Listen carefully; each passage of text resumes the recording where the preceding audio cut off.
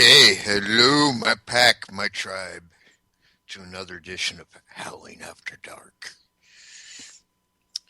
Tonight we're talking about, well, more than the obvious, I should say. We're talking about the differences between activity at a cemetery or graveyard as opposed to, say, inside of a building, whether it be a haunted house or a well-known location like the Mansfield Reformatory, for example. Um, Obviously, one's inside, one's outside, but there's actually a lot more I've found than that. Uh, and I'm going to be taking questions from our chat room tonight, so as soon as people log on, I'll be able to do that. But uh, for four of the main reasons I wanted to do this show tonight is because one, most people don't realize that there is that much of a difference. Um, Two, uh, I like to share what I know with the world. Three, I, I'm trying to get uh, the world, well, or at least my small part of it, to realize that this is nothing to be afraid of. Nothing in the paranormal you should fear at all, um, including things that you would think you would fear. You shouldn't fear them because by fearing them, you're just making them stronger. And four, because well,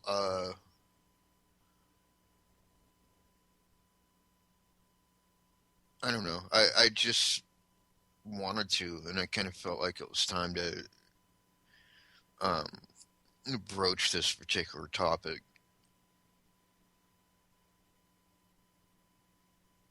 And so, with that, I'm going to get right into it.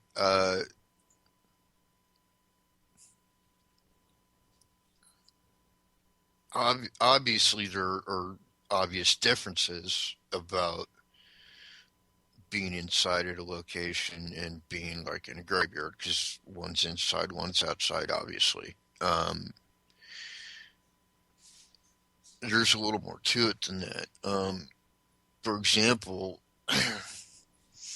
a lot of the activity you typically find in a cemetery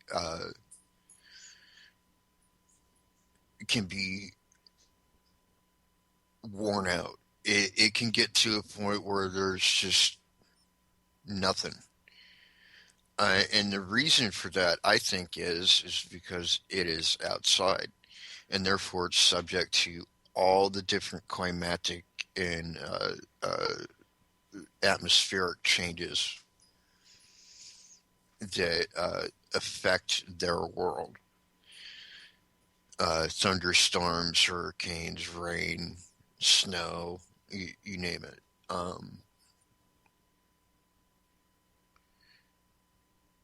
But after a while, that's kind of like, taking,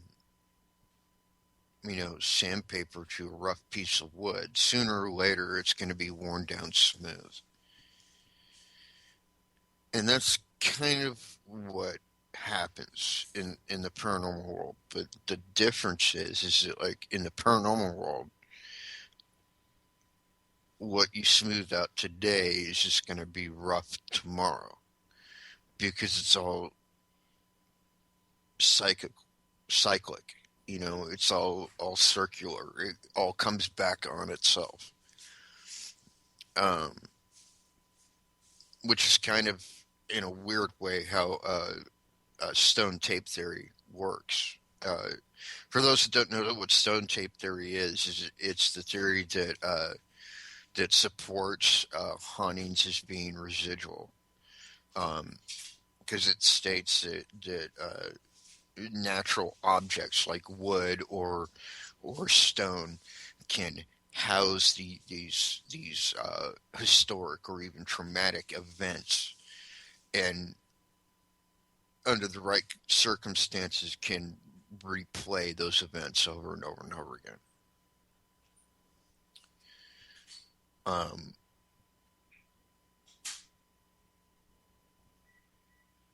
so it kind of fits into that, whole theory that everything repeats, and it does. Nothing in the world is new. Uh, and even take a look at the state of the world today. There's an old saying that those who do not learn from history are doomed to repeat it. Well, take a good look at our country right now. We are repeating it. This recession we just came out of, let's not fool ourselves. It's not a recession. It's a depression, like the Great Depression. And yeah, we are, I guess, kind of coming out of it, but what good did it do us? The rich got rich, and, well, poor got poorer, et cetera, et cetera. And I could go into the whole political thing, but I'm not going to tonight. The point is, everything repeats itself. It's just the way of the world. Um, Now, obviously, you can have residual stuff inside buildings too, because it happens. People have seen it. People have reported on it. You've seen it on TV probably a gazillion times now. So it does happen inside buildings, but it's not as prevalent inside as it is outside. Um, Especially in graveyards, because you got to understand what a graveyard really is. I mean, yes, it is a place where we bury our dead, but more than that, it's also a place where the dead like to remind the living who they were. They strive for that because that's where their earthly remains are kept. At least that's been my experience. Other people may have different experiences, but you know, too bad. Get your own show, and then you can talk about that. This is my show, so I get to talk about what I experienced. So there. Can't see it, but I'm sticking my tongue out at you all. Anyways,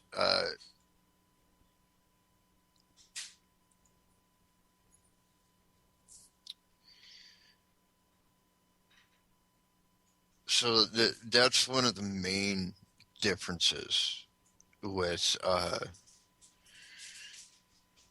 that. And to give you an example,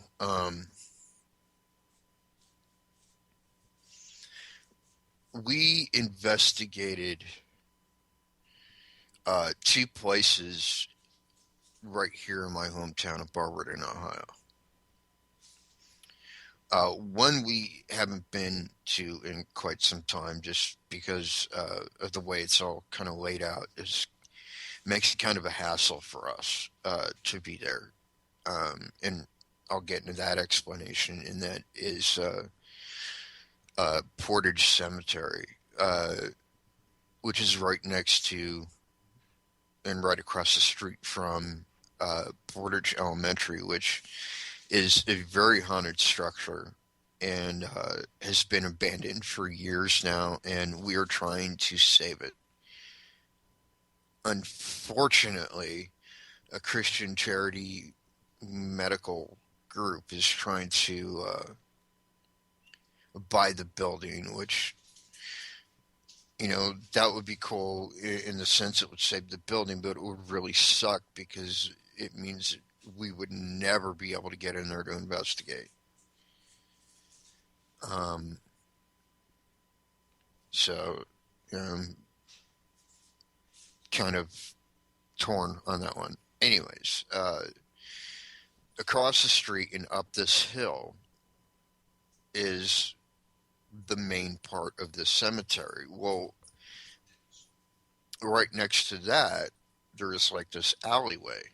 Now, you of course can't go into the cemetery at night, without permission because you can't even get through the gate.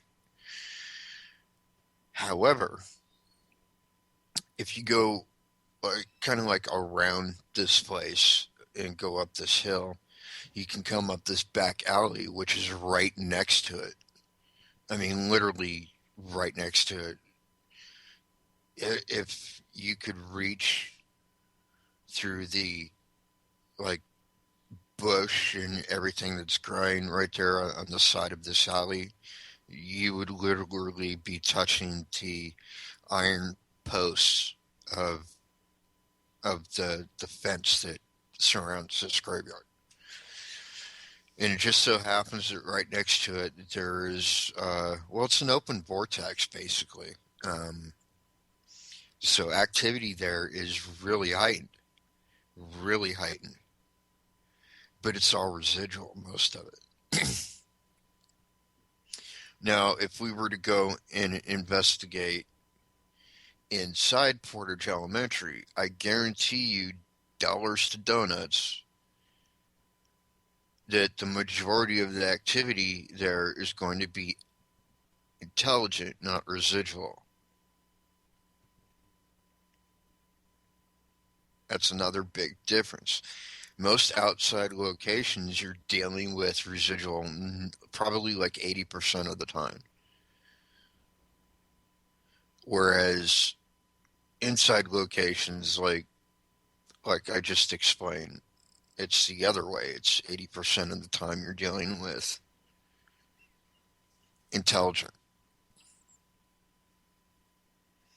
And the reason for that, I think, is that most hauntings are, in fact, both intelligent and residual. I think that they're intelligent sometimes, a good deal of the time, maybe even.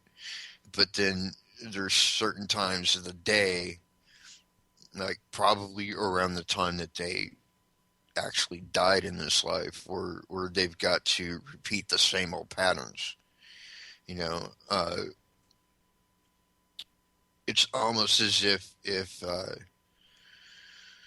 they're enacting this play, this big drama of what happened to remind the world of its history. And I don't know, that makes sense to me, anyways. And of course, people are entitled to their own opinions, but like I said before, if you want to talk about your opinions, get your own show. And I hope you do it because I like to hear it actually.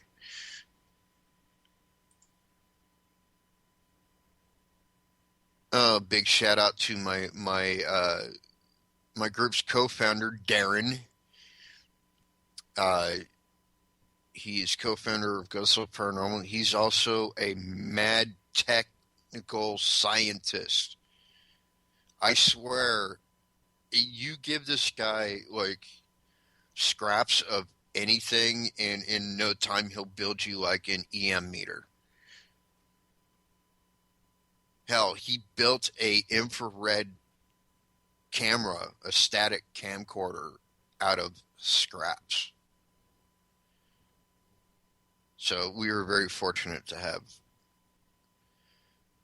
our Darren. So anyways, just wanted to give that shout out real quick. Um,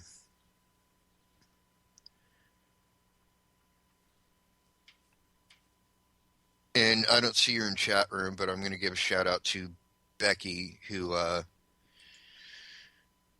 is still laid up from, she broke her leg, so thoughts and prayers are with her. Um, and all that. So, anyways, continuing on. Uh, Another big difference between uh, like cemeteries and stuff, and well, any outdoor location really. But I'm using cemeteries to like further my point. Um, I see a lot of these little critters that we call gravelings in cemeteries, hence why they're called gravelings. It seems to me, just going by what I pieced together over the years, that their whole job is to keep spirits where they belong. That's it. They were never alive. They never served any other purpose. That is all they do. They're not dangerous. They look creepy as hell. Um, the few people that have seen them were really freaked out by him. Case in point, the episode of Ghost Adventures in season one where they went to Moundsville Penitentiary in West Virginia, and Aaron took that still shot of Nick, and through the doorway behind him, you see like this little like shadow creature with glowing orange red eyes. That's a great one. Um, and occasionally you'll see them in places that don't make any sense because they're really supposed to be in graveyards, but they do end up in other places from time to time where a lot of spirits congregate. Um, Case in point, we saw one inside the Bisman building like quite a while ago. Uh, I saw one in there. So it's not always graveyards, but they do spend a lot of their time there, and that's a big difference. Is like you want to see a graveling, that is a guaranteed place. You're going to catch one, and I can't say you're going to go out there and take a bunch of pictures and catch one immediately. Of course not, but if you go to a graveyard and investigate there and you do it often enough, sooner or later you're going to see them.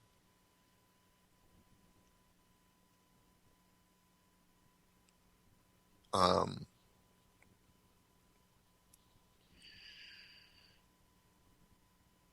the only way I could see you going to a graveyard and not seeing one ever is if it happens to be a cemetery where every spirit in it has moved on.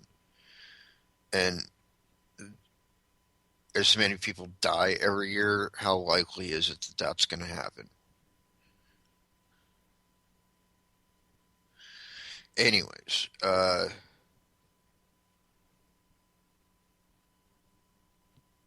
okay, sorry, I just saw something Darren said.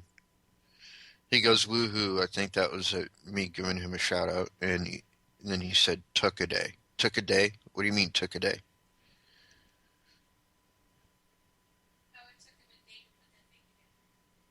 Oh, never mind. Yeah. He's saying it took him a day to put that IR camera together. See, I'm telling you, dude's amazing. I trust. Let me put it to you like this: I trust him to build me anything, and I know it'll work. See, that's the saying. Like how many people have a guy on their team that can do that? He's like our BA Baracus. He's like our MacGyver.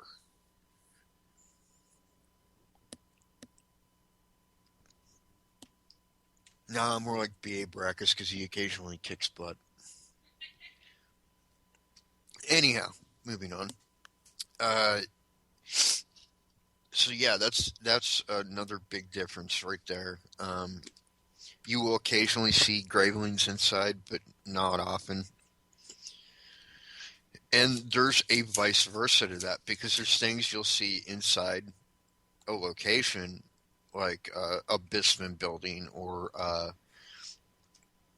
like our own Mansfield Farm Museum. Like you'll see things in there that you won't see outside. Like there's certain mist forms that uh, they haven't been identified as far as receiving their own name, kind of like gravelings have. But there are certain mist forms and stuff that we see there that we don't see outside. Because the way that energy is contained inside a building is much different than it just being let out free out into the world. But I have different theories about some of that too, because I think, and this is part of the reason why I'm so interested in investigating ghost towns. Um, and I'm the kind of guy, I love the Wild West. That's like my favorite historical period, bar none.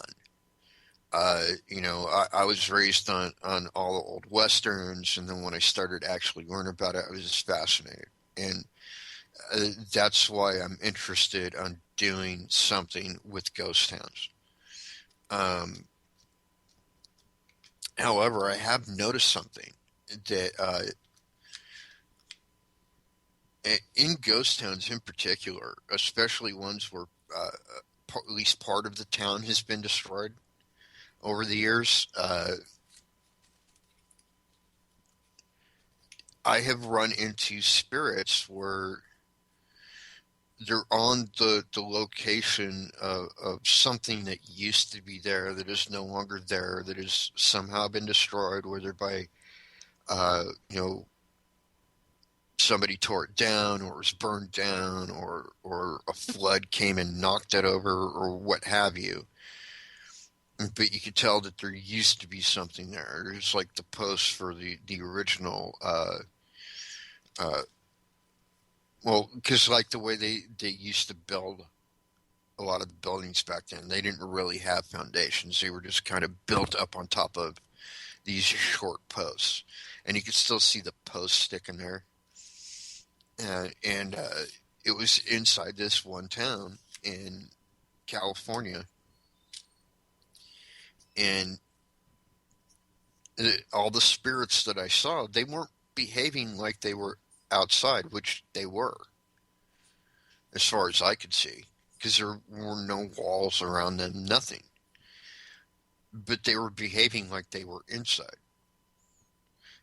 And I think the reason for that is because on their side of things, everything that they know and knew in life is still the way it was.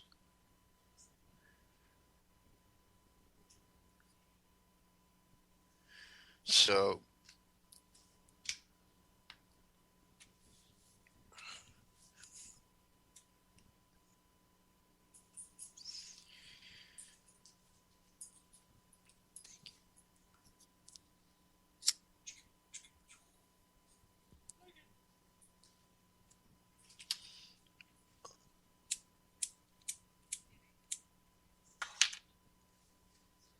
anyhow,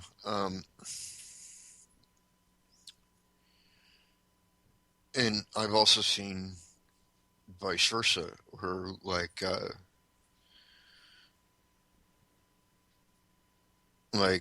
we were inside a building, and probably one of the strangest buildings I've actually ever even been in. And the reason why is because of the way it was built. This was out in God, yeah, it was in New Mexico. There's a town in New Mexico, and I for the life of me cannot remember the name of the town. I mean, it was years ago, and I just kind of vaguely remember being there, but I do distinctly remember this.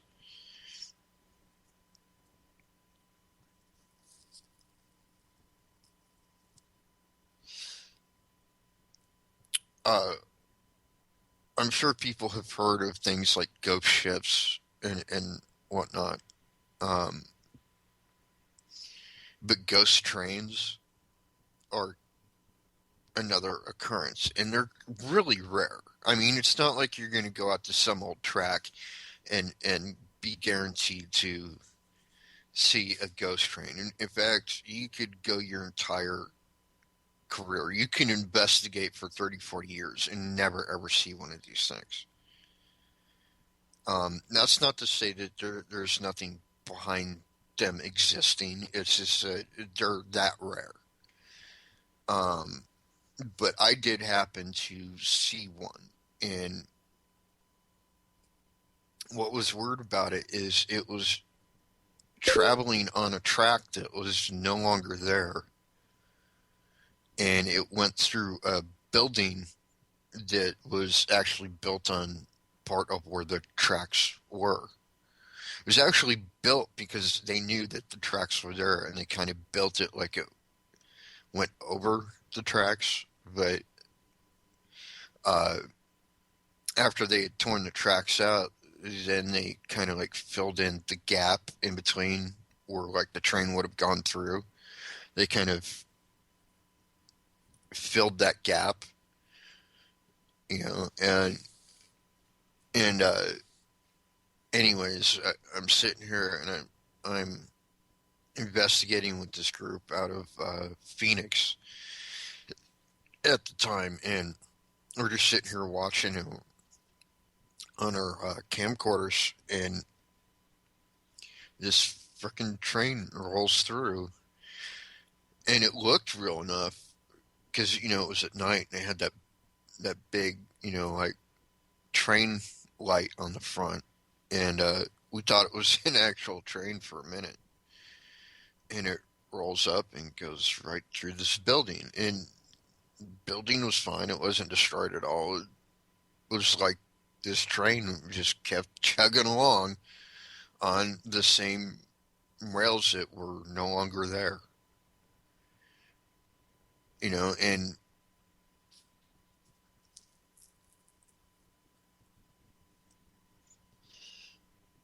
And that kind of makes my point. For every rule, there's an exception.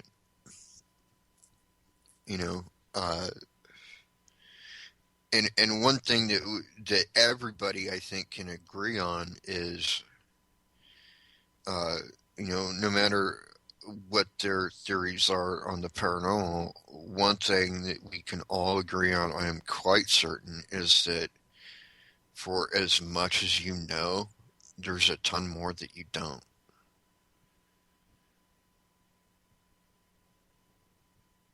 You really don't. I mean, I'm still learning new stuff. And I think that's a good thing because that's what's kept me doing this for 20 some odd years. It's because, like, every time I have that sense of wonderment, like a kid that loves going to school, you know, um, or like, it's almost like going on a 20-year long field trip. That's kind of how I feel because, uh, you know, it's such an adventure to be a paranormal investigator, but to do it for the length of time that I've done it and still be surprised is amazing. And what it tells me is that there are constants in the paranormal, but there also is surprises you would never even think are possible. And I've seen them in graveyards too. Um, Things that just amaze me. Um, like one example, and this is crazy to me.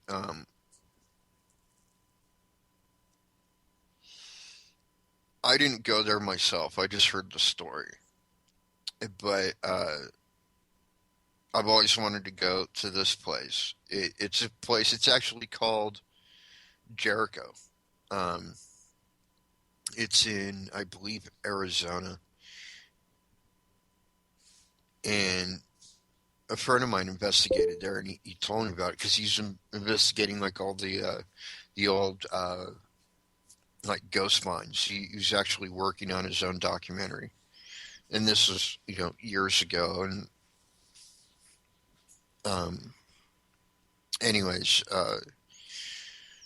he was in Jericho, and he was investigating this one mine. Uh, but what was really cool about it is like near the side of the mine, there's just this flat piece of nothing there. You can't tell that anything was ever there, but yet what he told me is that he like saw people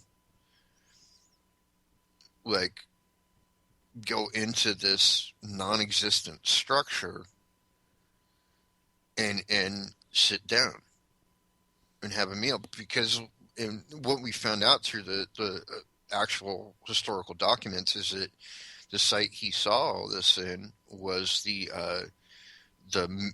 I guess kind of like mess hall for the miners. That it was a structure, but it was a little more than a tent. I mean, it was kind of built up on wood planks, but like the top of it was all canvas, and it was like the mess tent for all the miners, and they were still acting like they were gonna have lunch before they had to go back to work. And I don't know. To me, that's amazing. That you know, and that's one thing that is constant is at least in what I've been able to tell is that they see things that we don't. They experience things that we don't even see. Which can explain their actions a lot of the time, where we think it's out of the ordinary or strange to them on their side of things. They're just having a normal day, and people have argued that they're not even aware that we're here, and I disagree with that. I think they're very aware that we're here, and that we're trying to communicate with them. I just think that they've come to accept it. It's kind of oh hey, what's up, and go about their business.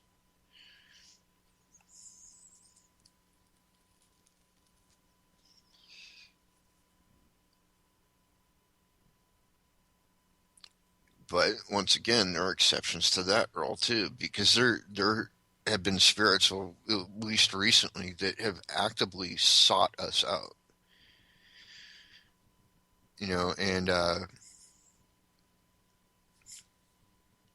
those are some of the most interesting cases right there, where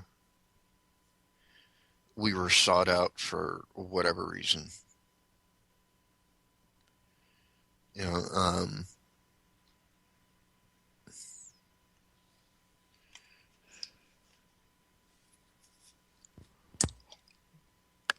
mm, sorry, I had to drink some of my coffee. Um, it would be like it's kind of like us. I think we may actually appear as spirits to them, uh, but I believe that they know that we're not. I think that's the difference on their side of things. Like we're over here investigating because we don't really know what happens, after we die. And they're over there and they know exactly what happens after you die. And they can see us, we can see them, uh, you know, or hear them or whatever. And, it's a two-way street, but we can't really have like that full physical interaction with them a lot of the time. And it's not to say that those don't happen either. Case in point, I was shoulder checked at Alexander Commons. Just saying. Um, but for the most part, there's not a lot of physical role type interaction between us and them. But I think we're both fully aware of each other and have been for quite some time. In fact, I kind of want to bring up something a little bit off topic just because I thought it was really cool. I was listening to, well, I listen to Darkness Radio on occasion. And for those that don't know, Darkness Radio is the radio program hosted by Dave Schrader. And Dave Schrader has been a guest investigator numerous times on Ghost Adventures. Um, he's also done paracons all over the world and events all over the world. And he's a really cool, laid back kind of guy. I don't always see eye to eye with him. We have a difference of opinions when it comes to the spirit world, but all in all, he's a nice guy, and he has some really cool ideas. And uh, it just so happens that he gave me an idea for a show, and this is a show that I'm going to do probably next week. But I just wanted to tell you this one story. He does this thing called True Crime Tuesdays, and these are true crime cases that he does that whenever he can, he'll look and find the supernatural ingredient to. Um, Case in point, in I believe it was 1894, uh, a woman by the name of Zona or Zana, Zona, Zona. I'm just gonna call her Zona. Harris was uh, murdered. Okay, well she was found dead, and her mother, whose name escapes me,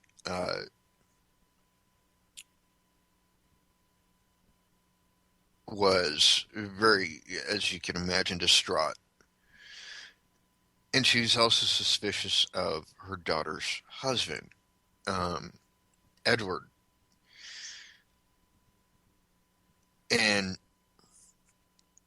uh, there was a lot of suspicious circumstances that came out from the investigation itself in that murder case, where, like, for example, the coroner had claimed her death was due to pregnancy, and she wasn't pregnant. Um, and so there were a lot of suspicious things. And during her funeral, her husband, Edward, would not allow anyone to go near the body. It was an open casket, but like she had like this scarf around her neck, which he had claimed, was because it was her favorite, and he wanted her to be buried with it, whatever. But not only the mother, but several other people that attended the funeral had noticed that the way her head was laying was there's something a little off about it, and just totally distrustful of this guy Edward, who she had good reason to distrust, by the way. Um, no, absolutely distrustful of this guy, and not knowing what to do about it because the coroner had, claimed it was due to pregnancy, and nobody was going to investigate the case at all because the coroner had not claimed it to be a murder. Um, and that was one of the suspicious things too, by the way, is when the coroner came, the husband would not allow him to examine the body.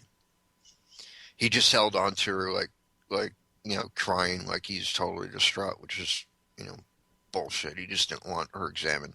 Um, anyways,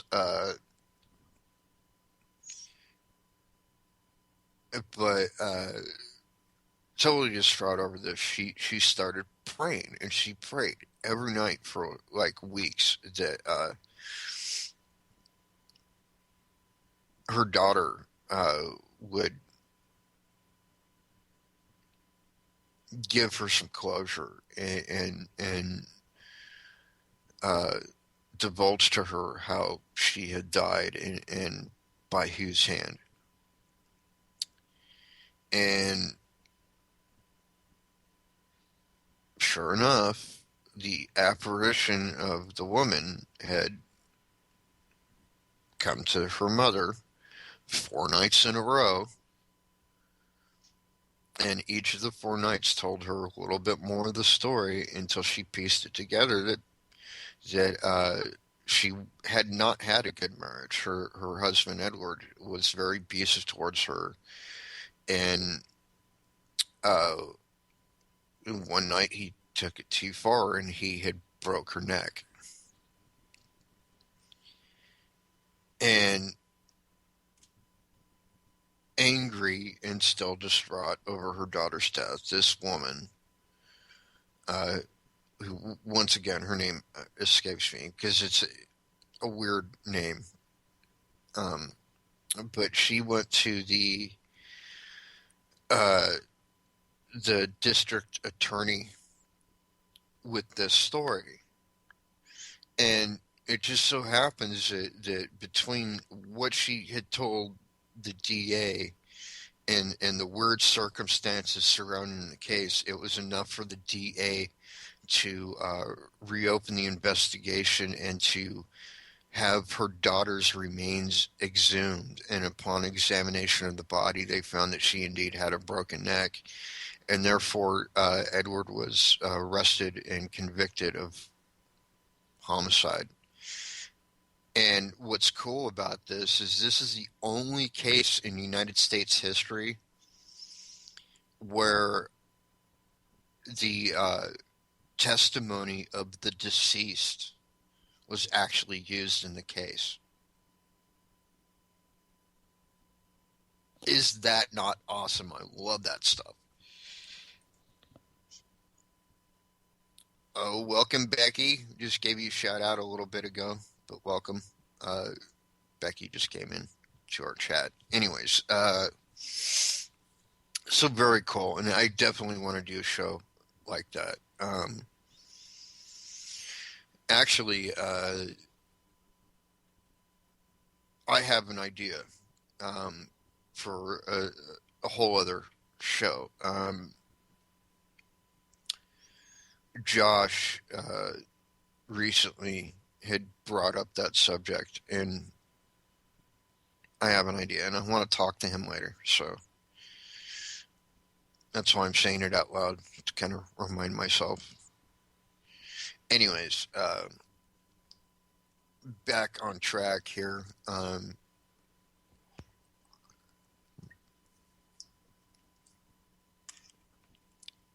Once again, uh, the rule is also places like Little Bighorn, Gettysburg, places where major battles took place. It seems like each of these locations has both intelligent and residual haunts, but because it's outside, due to different atmospheric changes or what have you, you may see nothing. Or you may see like a battle reenactment take place, only it's not really a battle reenactment, if you know what I'm saying. Uh, and that's another big difference of like outside as opposed to inside investigations. Because let's face it, most inside investigations, as awesome as they are, they're kind of overdone. At least as far as mass media is concerned.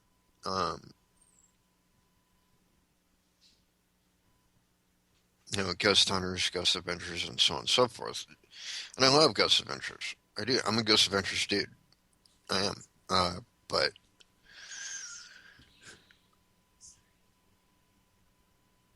But they are not perfect. And none of us are. And I think that's why para unity is so important. Is you know, um, none of us are perfect, and we do get things wrong. And by sharing information, maybe we can kind of correct that a little bit. Hence, the main reason why I even started doing this show in the first place. I wanted people to learn from me, whatever they could. And mainly, I wanted people that are afraid of the paranormal to not be afraid of it. And if you watch our videos, which I have posted online before, um, in fact, if you go to our official website, uh, www.ghostwolfpara, P-A-R-A, .webs.com. We have videos on there, uh, and I'm actually going to post this in chat. One second.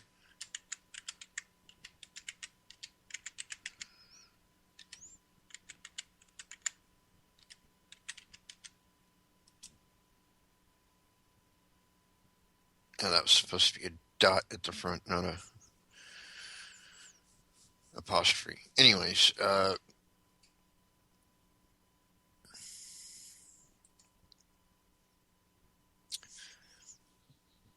you'll see that we're really, you know, fearless, and you have to be.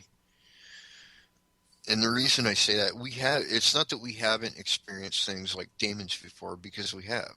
But the fact of the matter is if you're afraid of it, you just make it more powerful. They feed off of it. Almost every dark, negative thing that you can imagine feeds off your fear. Now, you can, of course, investigate that. You don't have to take my word for it. But I put it out there because hopefully, if you experience something that dark, that negative, that'll be in the back of your mind. And maybe you won't be afraid of it. Maybe you won't, or at least not as afraid of it.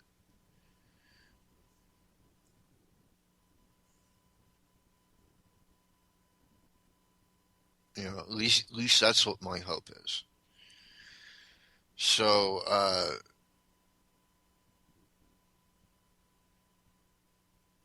yeah,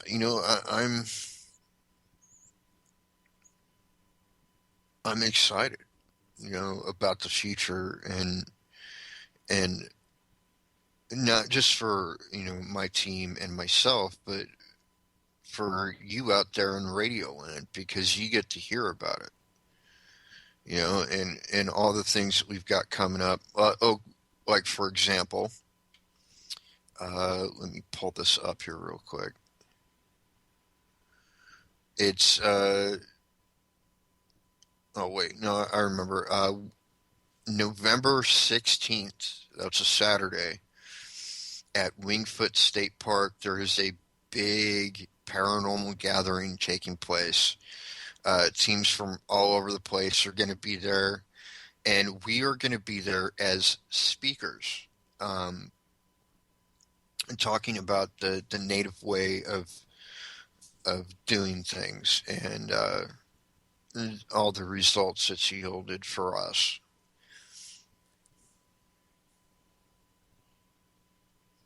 Oh, absolutely. Yeah. Josh said in chat, good thing is I'm not afraid of the dark. I would be a horrible hunter if I was. I'm like, yeah, absolutely. Absolutely, no doubt about that. Uh, Because that's what fear does. It's like one of my favorite sayings ever from a movie is actually from the movie Dune. Fear is the mind killer. And I think that's absolutely true because that's what it does. When you're afraid, you can't think. And if you can't think, what good are you? So, anyways,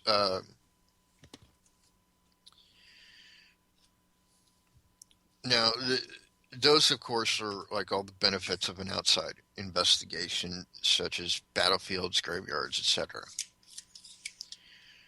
Now, I want to discuss the benefits of inside investigations.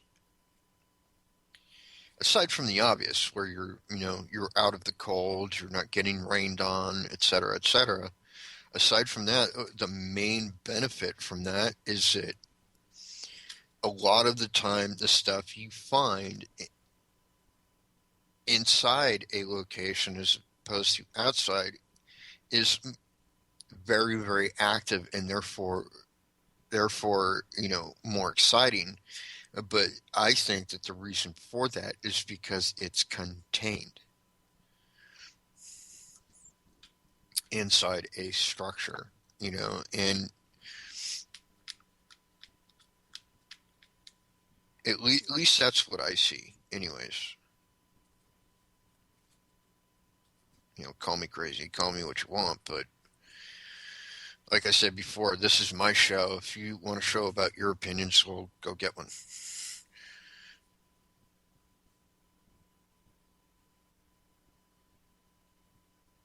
Oh, yeah, good point. Josh just brought up a good point in chat too.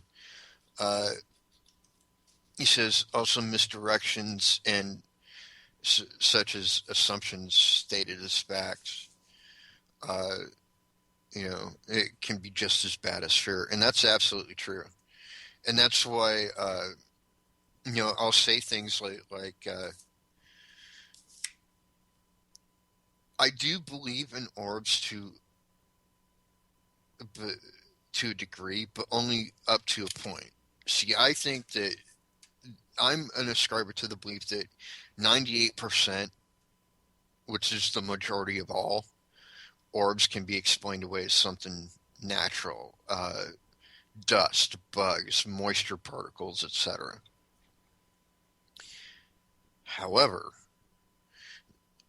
that does mean that there are those rare 2% of real deal orbs,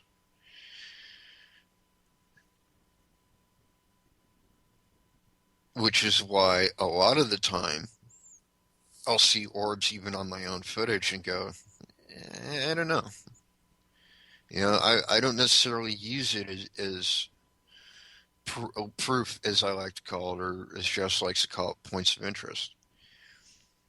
But sometimes I'll see like one or two, or if I'm really lucky, like a recent investigation, I got 8 of them in the first 5 minutes, and I'm not just saying that I got 8 things that look like orbs. I mean, I actually examined these things, like the way that they flew and changed direction, and the way that they looked, and how they were illuminated. Uh, you know, all telltale signs, and I really, really examined them, and 8 of them in the first 5 minutes, which to me is, taking that 98% thing is pretty amazing. What's even more amazing is when you see them with your naked eye. Well, when you see them with your naked eye. I mean, those of you out there that are listening know me by now. You know that I see them all the time. I'm just saying. Um,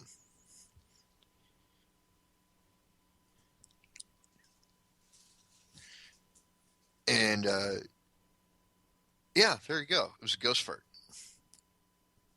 No, I do believe some orbs are real, but I think the problem with orbs is that people, it's more in how people investigate. It's more like Josh is joking around about it in chat right now, but the fact of the matter is if it were me or Josh investigating and we happen to see an orb, even though Josh doesn't really believe in them, I know because I know the kind of guy he is. He would examine that footage, number one, and number two, he would compare it to other pieces of proof or points of interest, such as hits on a K2 meter or EVPs captured at that exact moment or whatever. He would have at least one, and if he's anything like me, he would have like the trifecta before he would call it anything, because I like to have at least three things all connected together, um, that basically state that what I saw or heard is in fact the real deal.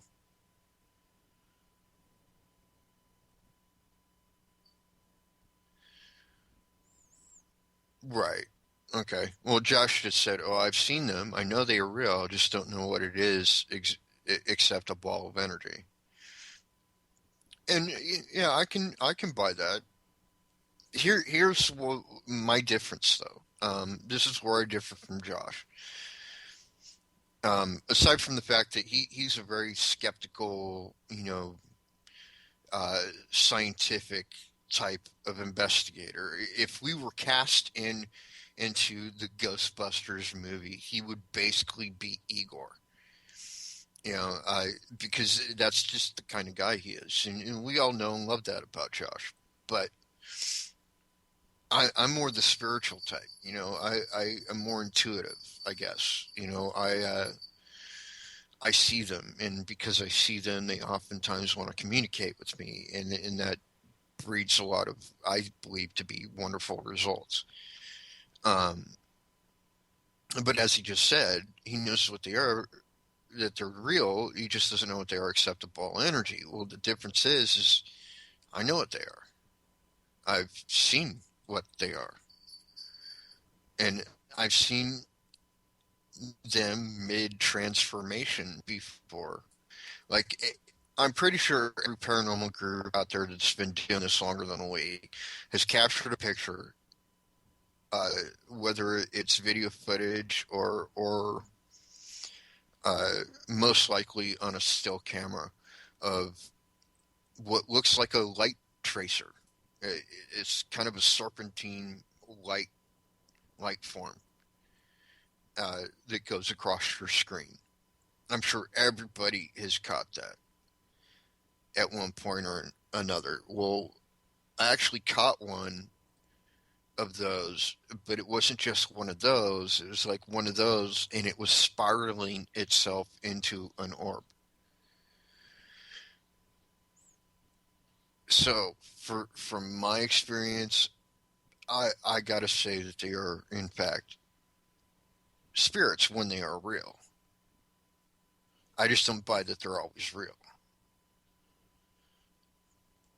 and that's the difference. But that's the cool thing is and it's the cool thing about para unity, and why I want to push that so much is because it doesn't matter. I may have a different opinion than Josh, but that doesn't mean I can't appreciate his. And by that mutual appreciation, maybe we'll learn things we didn't know before, and that's the whole point. Um, and that's what a lot of groups unfortunately don't get. Um, but I'm still working on them.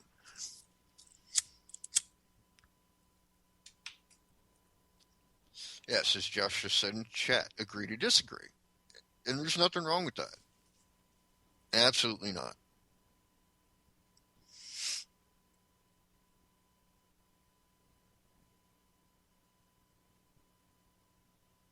Anyhow. Um,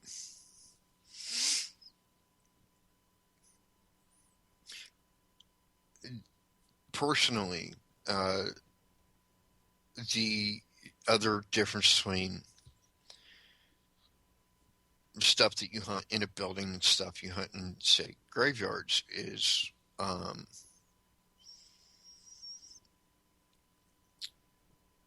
or outside anywhere. On a personal note, for me, it's that one of the most profound experiences of my entire life happened outside.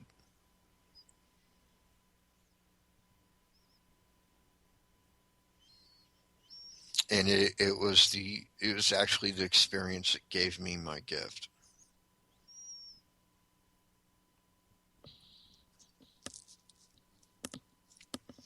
which I don't talk a lot about on the show. I just don't. But okay, here's what happened. Um, I don't know my real father. My biological father, I've never met the man. I don't know anything about him. And so for a good chunk of my life, I was raised by a single mother. And keep in mind, like most of my memories about this are very vague because I was only 5 years old at the time. But she was dating this guy who was a jackass, in no nice way of saying it. And he was a drunk. And, he was a Marine at the time, which, that doesn't matter. But, like, for years I had issues about Marines. Um, because of this guy, but that's neither here nor there. But anyways, one day he thought it would be cute while he was drunk to try and teach me how to swim. And he threw me into the deep end of the pool in our backyard and then sat down and drank a beer while I was drowning. And I guess my mom had come home uh, and saw what was going on and fished me out of the pool, and I was dead. No heartbeat, nothing, not breathing, dead. Skin went pale, lips were starting to turn blue, dead. And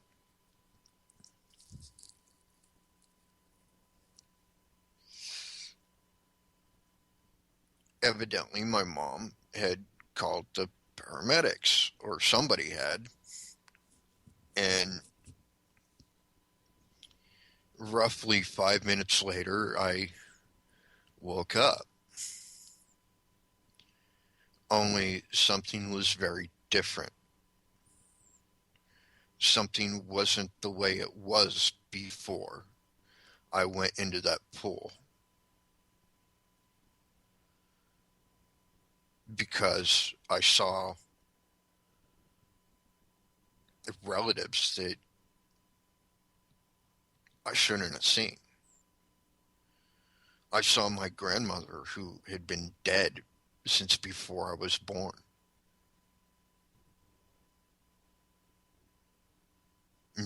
I saw relatives that had been dead for years all around me, looking over the shoulders of the paramedics and my mom that were, kneeling on the ground next to me.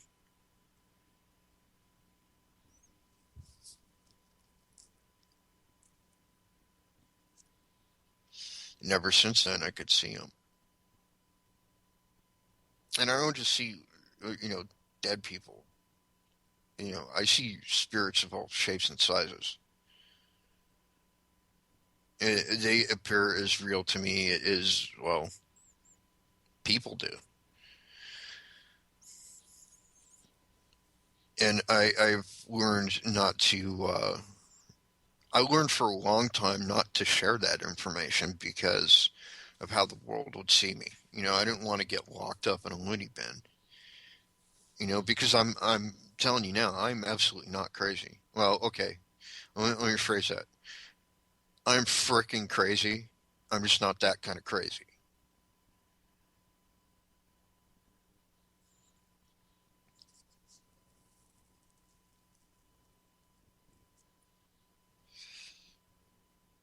So yeah, of course, my experiences are going to be way different than say Josh or say uh,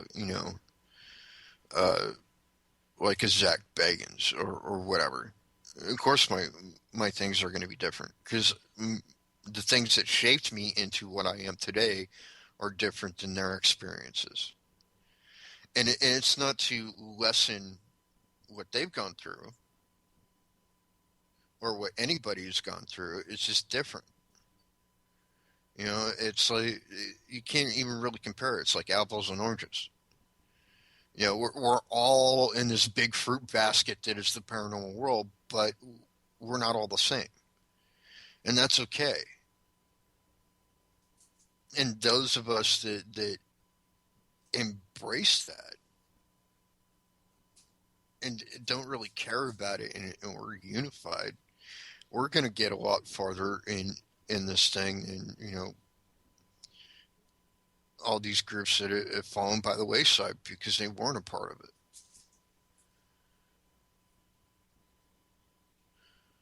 I mean, I've stated before, I don't like spreading rumors, but I've had heard rumors about a major team, as in a televised team, having issues and people no longer want to use them. And I think a part of that is because of what I'm talking about with para unity, and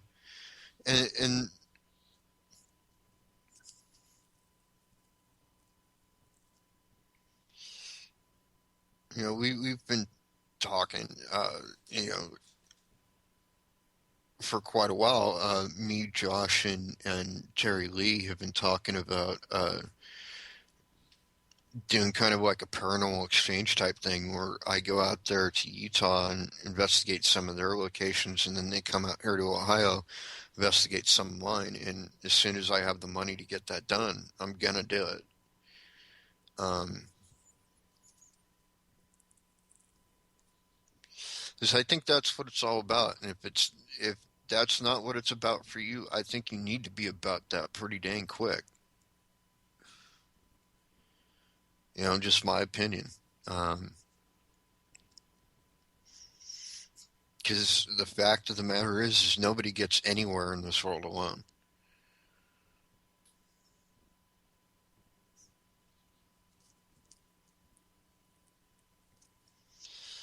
Anyways, back to topic.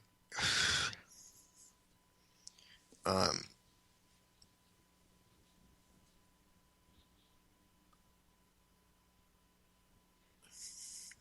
there is an investigation. I'm going to end up doing it at some point. I don't know when, uh, but I've been putting it off. I've been putting it off for quite a few years now. And when I say what this place is, you're going to understand why, I think. Um, but it is an outside location. But unlike most outside locations, I think this one is going to be very different. Uh, and I think it's going to be a very emotional. And that location is ground zero of the World Trade Towers.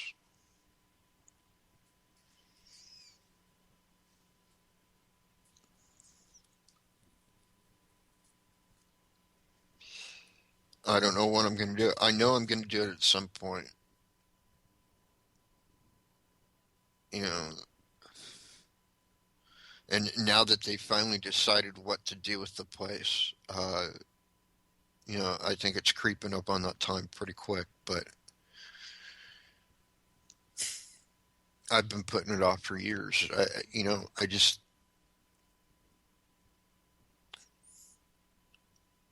I knew people that were there. So it's a tough one, you know. Um, I actually have a couple that are, kind of outside locations like that.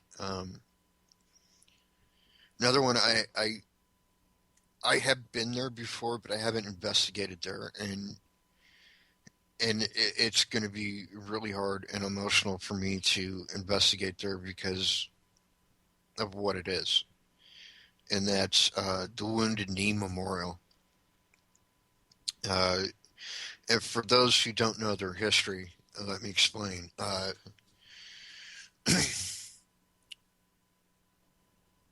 After the reservation program was put into effect in our country, Native Americans, specifically Sitting Bull's band of Lakota Sioux, my great great great grandfather's band of Blackfoot, and a few other uh, tribes were put on basically a forced march uh, from northwestern Montana all the way into uh, Wyoming and North Dakota. And they got to a place called Wounded Knee Creek.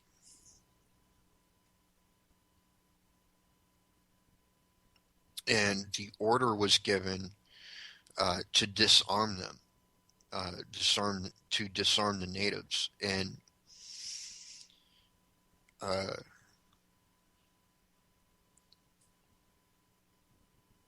which was pretty screwed up in the first place because we were guaranteed that we would have rifles to go hunting. Um, that was actually in the contract, if you will, and then they were trying to strip that away all of a sudden, and it was horrible. And what basically happened is, for the most part, it went down very peaceful like until they went and tried to disarm this one gentleman. Uh, trying to remember his name. I believe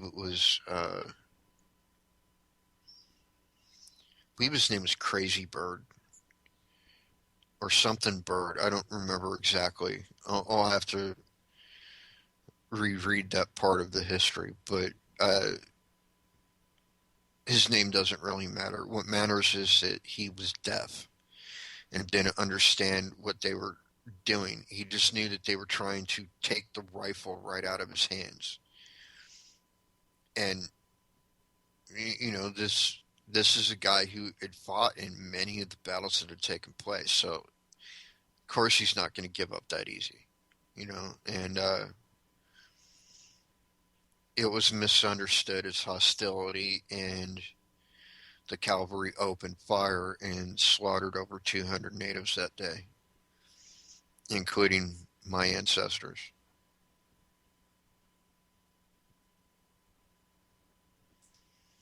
And I know I'm going to have to investigate that place. And I know that spot is very active. And I don't really understand why nobody has ever investigated there as far as, like TV. Like Ghost Hunters, never been there. Ghost Adventures, never been there. Ghost Lab, never been there. Nobody's ever gone there.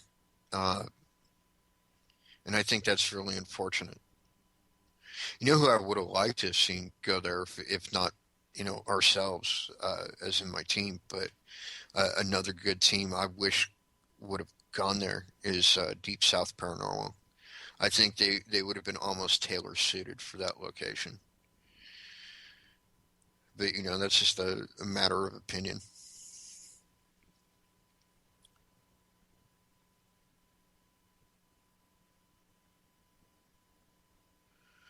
But I've seen things, that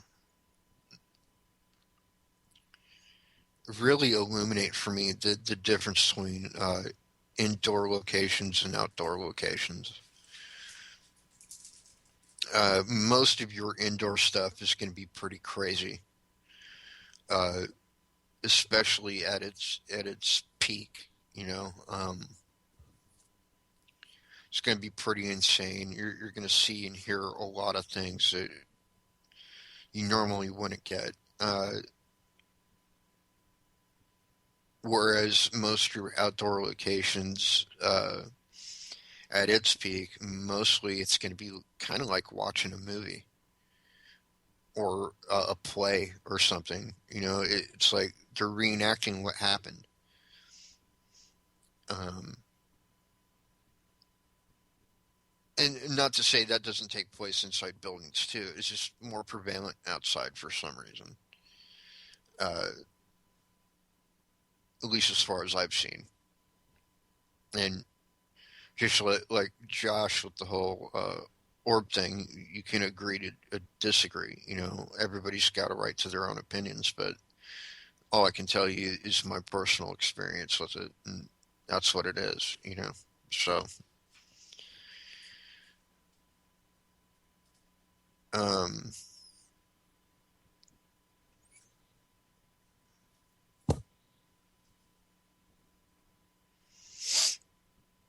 but we are going to be investigating, ghost towns pretty soon, which is something else that nobody's really ever done. Um, and we actually have a few not too far away from us. Just a matter of finding out the exact location of some of these.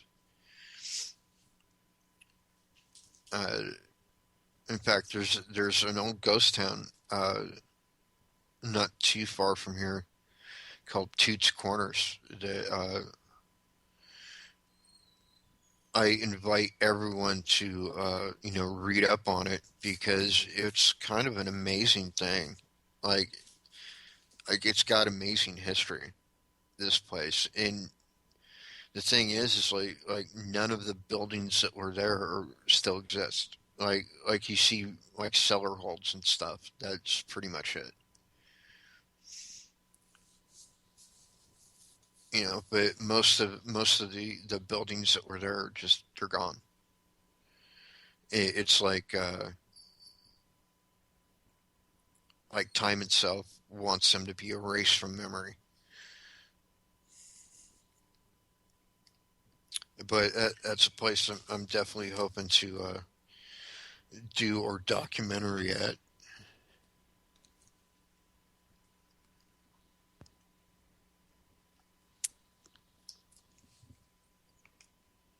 Anyhow, um, I think it's different to a lot of people. Some of my ideas. I think that a lot of my ideas are kind of cutting edge. Not to be you know uh, tooting my own horn, so to speak, but just looking at it objectively. I have some ideas that are kind of out there, I guess. But oh, shout out to guest 9061 who just joined us in chat. I have no idea who that is, but welcome. Uh,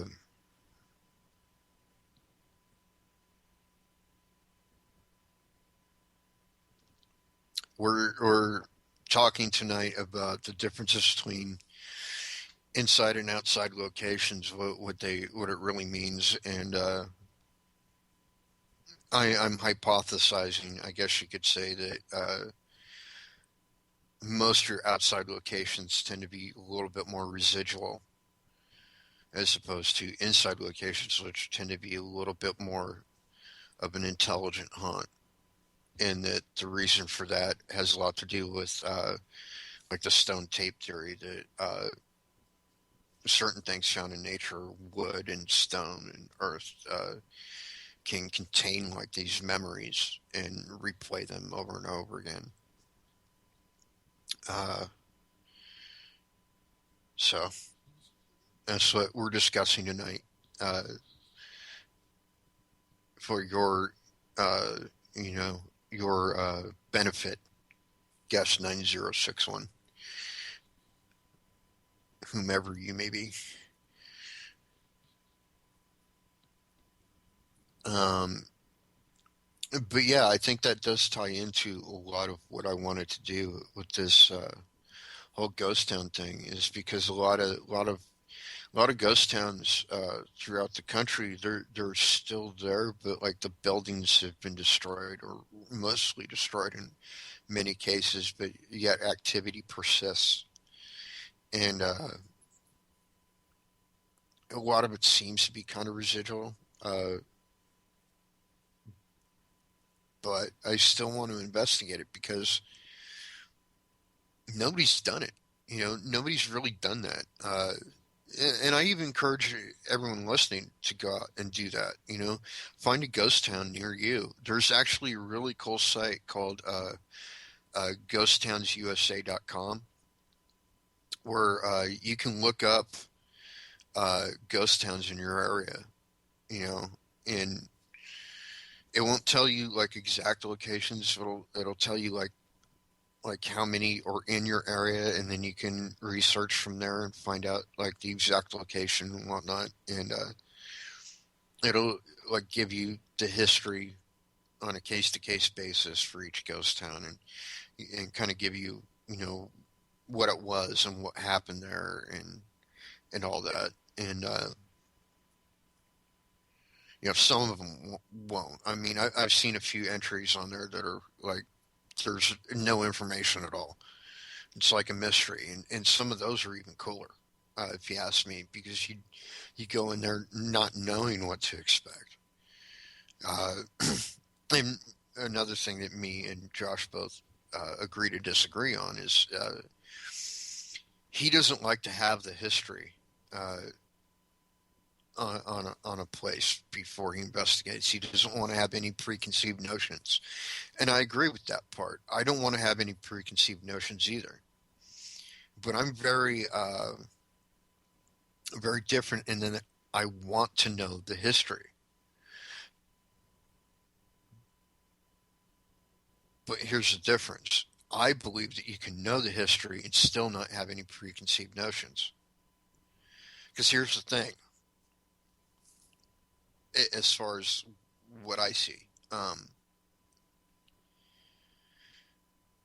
you can know all the history that's available out there on a location and not know half of the story, firstly, and secondly, you can know all the history there is available out on a location, and the reality is totally different than what the history says.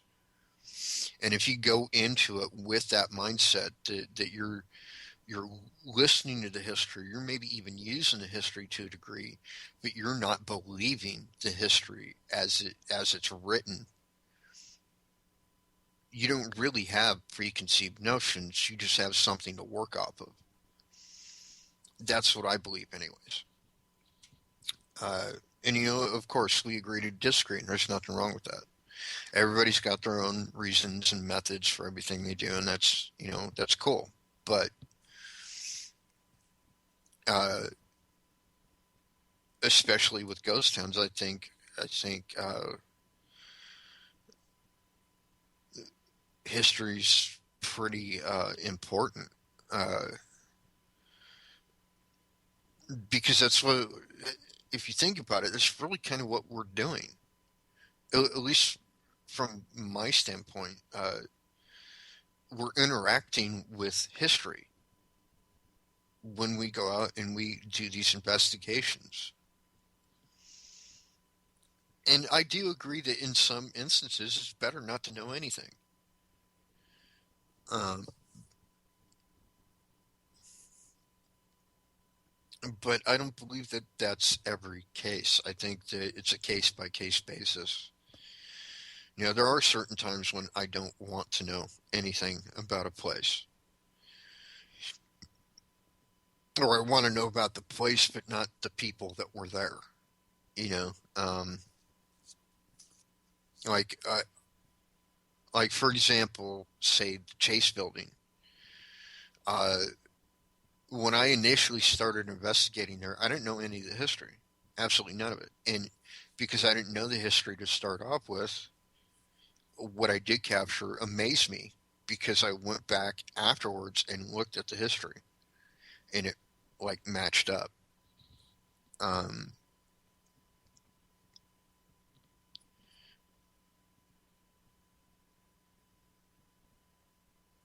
and the same thing has happened for us at the Mansfield Farm Museum, you know, where uh,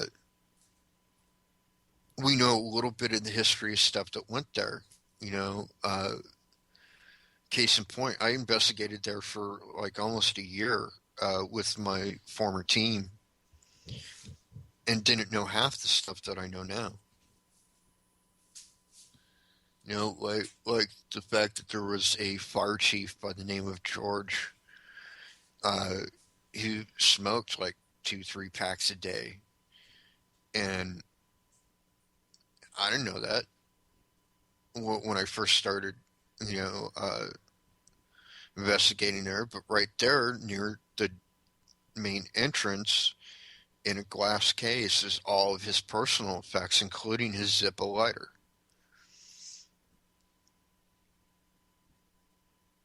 You know, and we got EVPs of saying like, "Hey, you got a cigarette."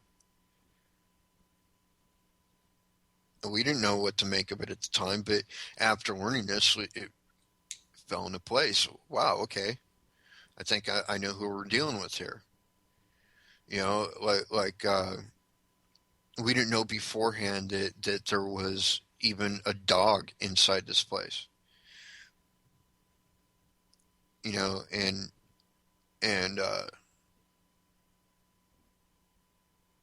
we just know that well, I had seen this Dalmatian running around. I had no idea who the Dalmatian was or anything, and uh, I actually asked the spirits there of the firemen. Said, "Hey, all you brave firemen, can you tell me what the name of this dog is?" And we got an EVP that said Sally.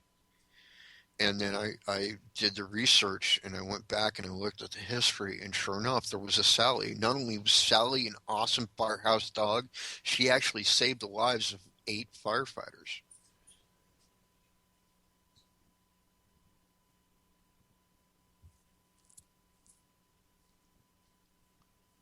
You know, so it's amazing. You know,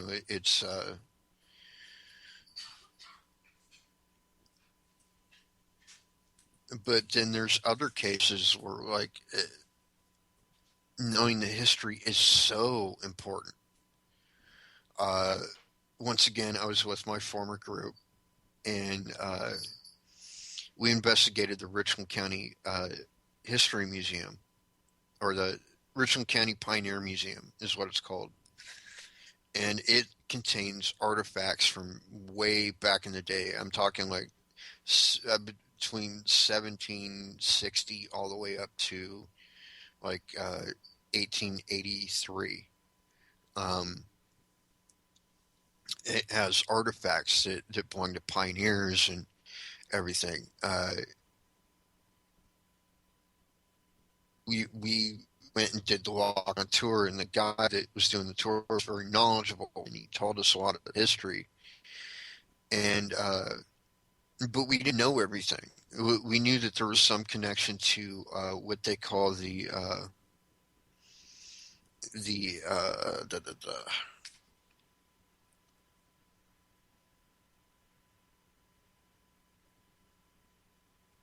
Copus massacre. Just trying to remember the name of it there for a second. Uh, and what the Copus massacre was is there was a tribe of Indians that got along really well with the English white settlers, and they actually shared land with them. Especially this one family called the Copus family, and Mr. Copas was a minister. He was a preacher, and he had basically brought Christianity to this tribe, and they kind of embraced it all, and they even started to dress like white people uh, to a degree, and they were really on friendly terms for the longest time, and then uh, the French and Indian War was kicking up, and the British went to Mr. Minister Copas and said, "Hey, we know that you're friendly with this tribe, and we need to bolster our ranks because we're not doing too well right now. Is there any way you can go talk to them and ask them if they can help us?" You know, and of course, the minister agreed to that. He went and talked to the chief of the Greenville Indian tribe and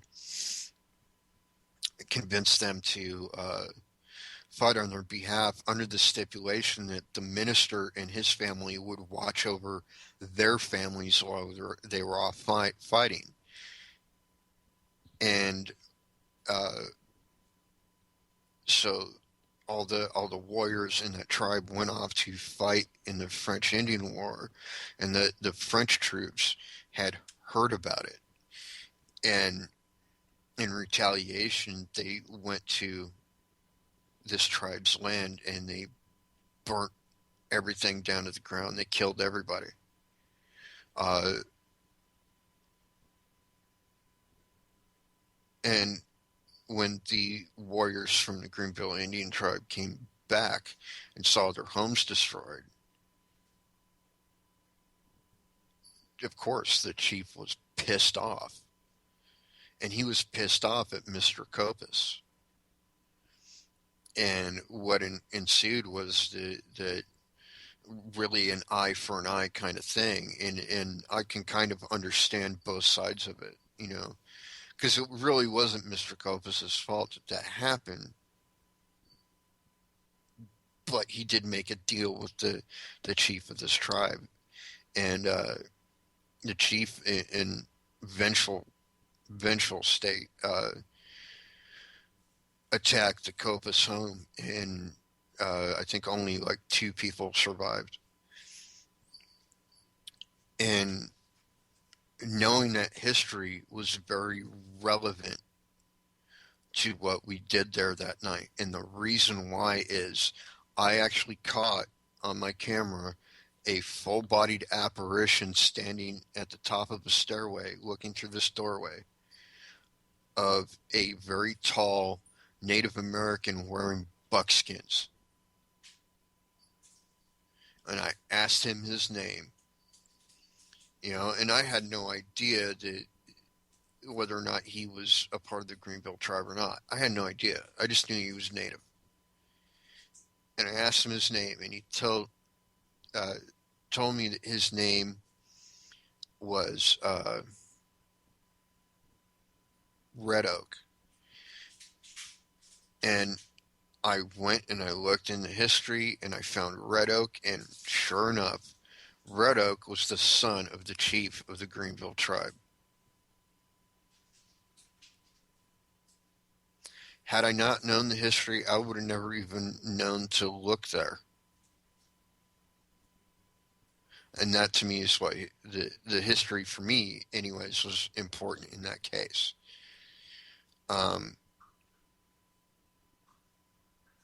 But I don't think that's always the case. I think there are cases where it's just better not to know. But then there are others when it's very important to know. And I think you have to kind of judge that on a personal basis, because I think that you feel it, when you need to know and when you don't. Uh, because there are certain things that'll take place when you don't know, and there's certain things that'll take place when you do. It's weird, I know, kind of a hard concept to hold on to, but that's how I see it. And I would say that I think history is more important for most your outside locations, especially battle sites. I think you need to know the history there just to know who you're dealing with. But on the same hand, I don't think that if you do know the history, you should just assume that that's who you're dealing with. I think as an investigator, you actually have to be an investigator. Okay. I think if you're going to call yourself a paranormal investigator, you actually have to do the research to back up what you find, one way or the other. And a lot of that is going to have to deal with the history.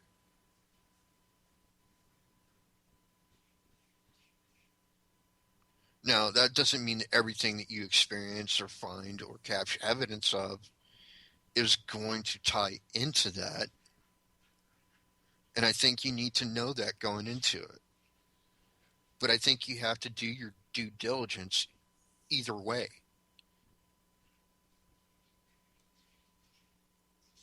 Basically, what I'm saying is, I think you need to. I You need to appreciate the history to understand what's going on, but you don't have to totally buy into it either. If that makes sense. Case in point, one of the places I definitely want to investigate is a place called dang, it's right on the tip of my tongue.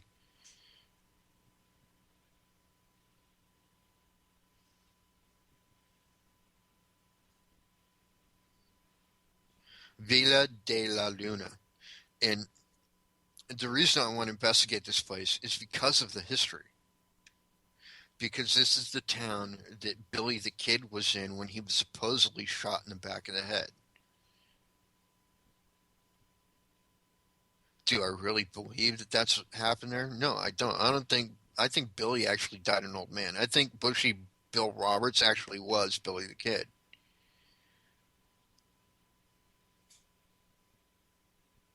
But I don't know that for a fact. What I do know is what the claim is in the official history that Pat Garrett shot Billy the Kid in the back of the head on that site. But I'm not going to go in there believing that that's actually what happened.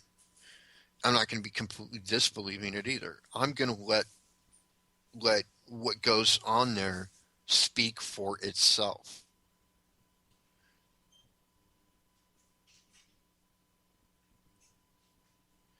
But I would go in there going like, "Hey, Billy, are you here?" Because I would want to know if he's there or not. Anyways, sorry, I'm kind of rambling on, I know, but I don't care. It's my show. I can do what I want.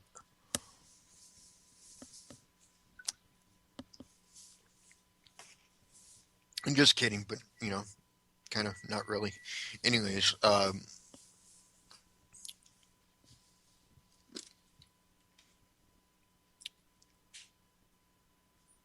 but regardless of whether you know the history or not, I think it is so important that if you're going to call yourself a paranormal investigator, that you actually do that. That you actually investigate. You can't just capture a picture of an orb and think that you've got something. What else do you have to back it up? Do you have a hit on the K2 meter or the Mel meter? Do you have some other device that is doing something? What was the temperature? You need these things. And like I said before, I think you need like the trifecta. I think you need at least three things tied in together to think that you have anything. But so many groups aren't doing that, and it kind of irks me, to be honest. You know, like I said before, there have been cases where I've seen orbs and didn't believe that it was an orb, regardless of what it looked like. I because I wanted something else to back it up, and therefore I just threw it out, thinking it was nothing.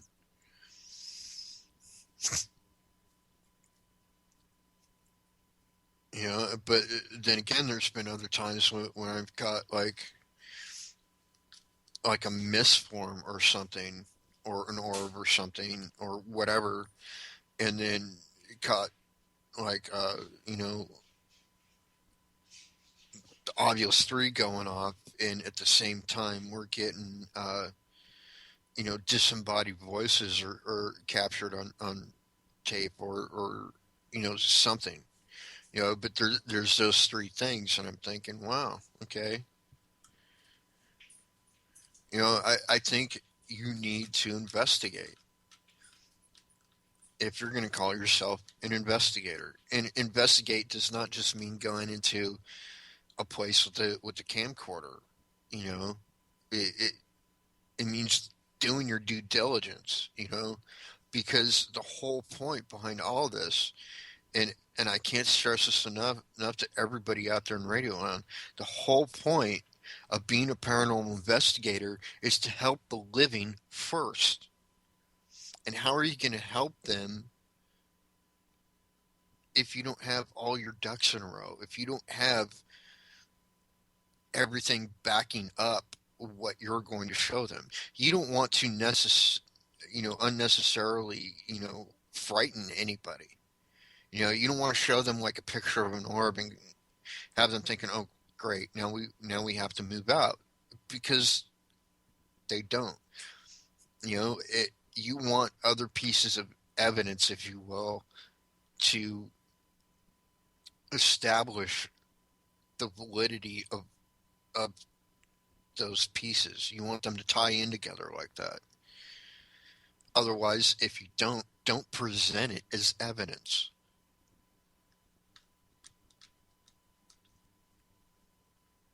I know I'm kind of going off and rambling on and whatever, but I just call it how I see it, and people might be upset about that, and you know, I'm not going to apologize for it. I absolutely refuse to do that because, and the teams out there that really know what they're doing, they're probably sitting there shaking their head, agreeing with everything I'm saying.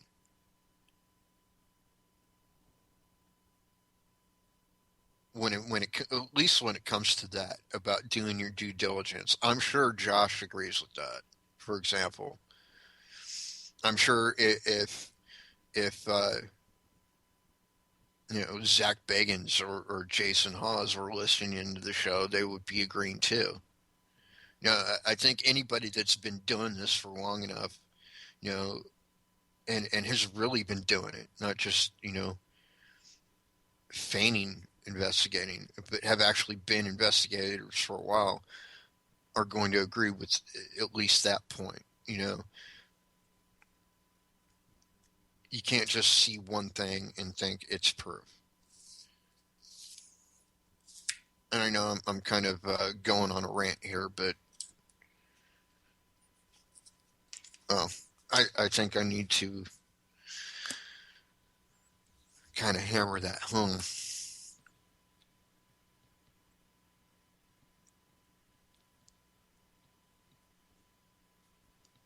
because that's how I see it.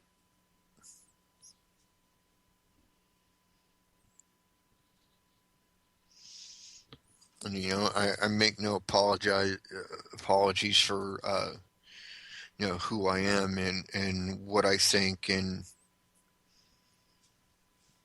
what I believe. And just like I wouldn't expect any of you to do that. Believe whatever you're going to believe. I don't care. Just don't put it off onto other people. I guess is what I'm trying to say. Anyways, um, got about 15 minutes left. So before I forget, I just want to mention again, Ghosts of Paranormal. That is my team that I am so proud of. We have an event November 16th at Wingfoot State Park in Suffield, Ohio. Uh, Anybody that shows up there, it's it doesn't cost you anything to get in at all. It's a completely free event. It's just a bunch of groups from around the area that are getting together to share insights and ideas and all that. And we've been invited to be speakers there, and I have a lot to say. We're talking about like what it means to be a Native American and a paranormal investigator. Um, so that's going to be really cool. And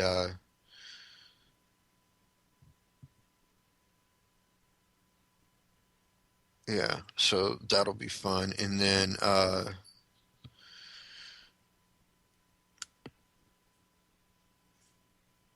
hopefully, and that reminds me, I needed to talk to you. I'm talking to Minora. Uh, we need to get a hold of Jim.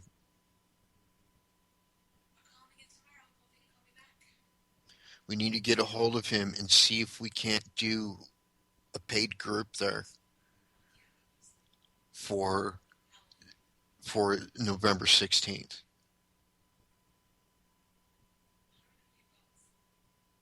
Because the gathering is during the day, and then they're looking for places to go that night and investigate.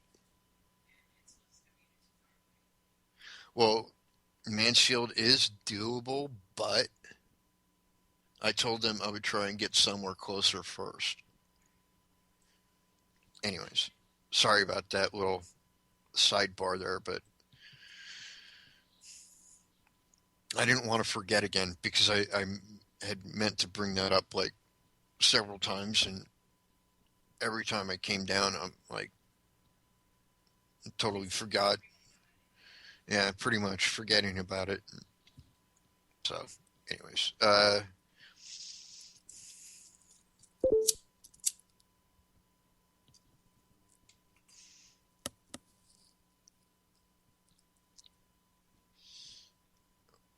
but it's going to be pretty cool.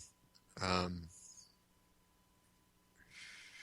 so anybody out there in Radio Land that wants to attend that, come on down to Wingfoot State Park. That's a wingfoot, like wing, like a bird's wing, foot, and that's one word, Wingfoot State Park in Suffield, Ohio. If you enter that into like your Google Maps or whatever, you can look up directions there. But come on down and stop by Ghost Paranormal's booth, would you? Because we got some cool stuff to share with everybody. Our recent investigation at Alexander Commons was crazy, off the hook, awesome. Uh, and I couldn't going back into that whole trifecta thing where having three things happening at once. That place is so active. I was capturing three things happening at once, all just on my camcorder. Like there'd be a sound, I would see something, and then there'd be a voice, all, you know, within seconds of each other. It was awesome. Uh, that place is absolutely amazing, and I'm hoping that we'll be able to host, ghost hunts there here in the very near future. Because that place can make a lot of money. I'm just telling you now. We can never guarantee that you're going to find anything there, but we can guarantee you're going to have a great time, and that is definitely a place where you're going to have a great time. Um, and by the way, the those videos for Alexander Commons are going to be on my YouTube page after tonight. For anybody that wants to go to my YouTube channel and check it out. I'm on YouTube under the name Jay Wolf. So,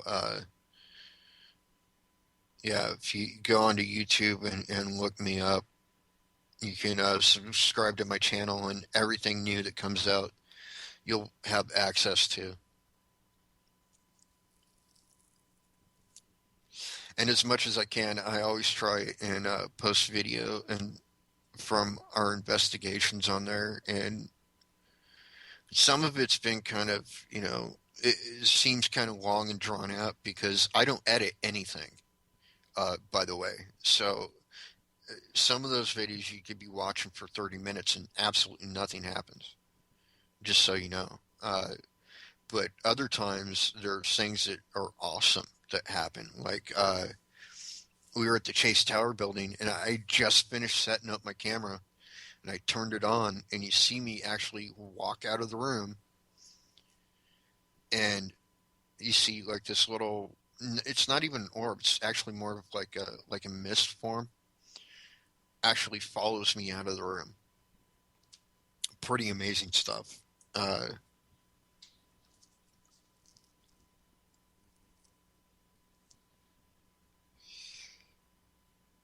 okay, got about 9 minutes left. So, uh, lost my train of thought. Oh yeah, so hopefully we're going to be hosting events there very, very soon in the near future. We hope. It's all a matter of getting a hold of the owner, Jim, who we understand is a very busy man, but getting a hold of him is kind of like pulling teeth. Uh, but we will eventually get a hold of him, and I think it'll be great. You know, if he's at all interested in making money for just giving us access to the building, which I don't know why you wouldn't be. Um, we definitely want to host paid events there. Uh,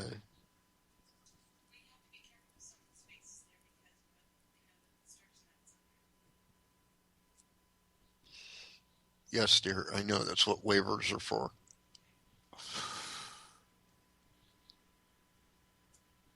Yes. Anyways, so there's that, and things are really looking up for us. We don't know exactly when or where, but we're going to be on two different TV shows. Hopefully, well, definitely one, but hopefully two. We're going to be on Son of Ghoul, which is it's an old like horror movie type program, kind of like Elvira, Mistress of the Dark, or Vampirella, that kind of thing. Uh, and it's got a pretty good cult following, so we'll get some notoriety there, and then on top of that, we were interviewed for a documentary that's getting uh, shown to different networks, including like sci-fi and stuff, and so there's a good chance we'll be on TV for that, and then uh, there's the same lady that did that documentary and is responsible for a lot of the hit shows on sci-fi is actually going to help shop around my documentary about ghost towns, and hopefully we'll get a TV deal out of it.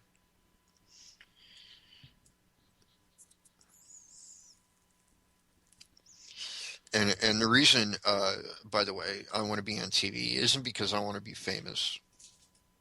It's not because I want to be wealthy. Um, Although either of those things is not necessarily a bad thing, but it's mainly because I want to get to a place in the paranormal field where this is all any of us on my team have to do. We will literally be ghost hunting for a living. That's where I want to be.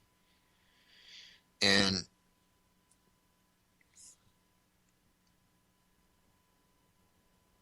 I know a lot of people said, "Oh, well, I won't let the fame get to my head." But you know what? I've been kind of famous before, and I didn't let it get to my head then either. Uh, so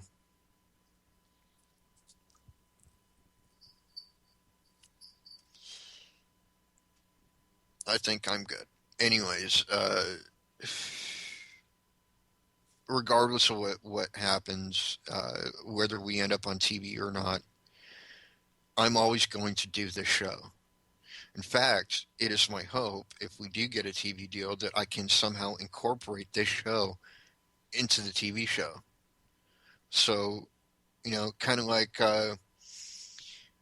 if anybody's ever seen the show Comic Book Men, how the show always starts out with Kevin Smith and his buddies,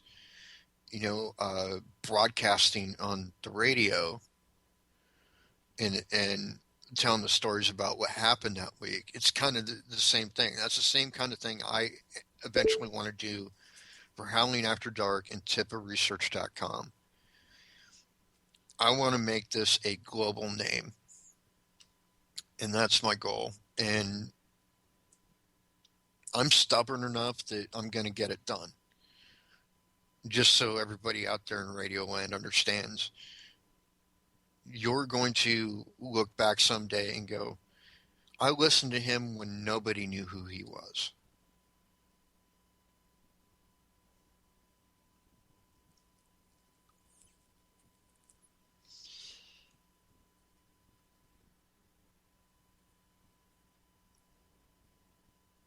And that's my story, and I'm sticking to it.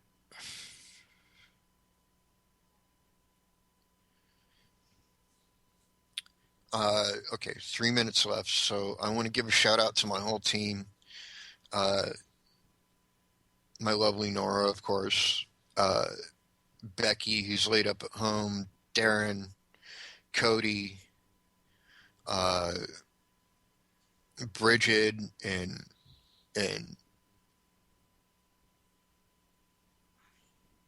Bobby.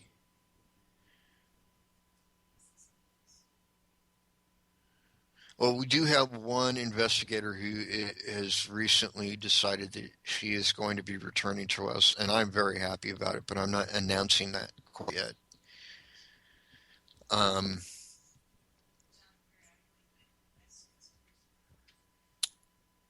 there's big things coming for all of us. I know there is, and uh,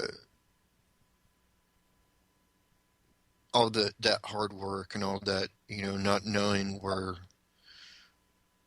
what the future holds is all going to be worth it. It really is. I have no doubt about it happening. It's just a matter of when. And the way things are going, I'm thinking it's going to be pretty soon. So, wish us luck, uh, out there in Radio Land, and we'll definitely, we'll always be here. I do have some ideas that I want to bring up with Mr. Josh Elmer. Uh, I actually have an idea for another show. And I want to figure out a way to make Howling After Dark a call-in show so that I can list a phone number and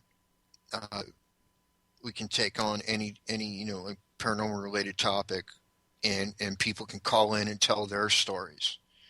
Because I think it's so fascinating that a lot of other people's stories about stuff. And I definitely would like to get some, big name guests on my show at some point. So, that's where I'm looking to head here in the near future. I do try and be really responsible about the information I give out and giving it out in a timely manner. And as soon as I know, I try and update my listeners. So thank you all for tuning in. You guys rock. And until next time, peace out, my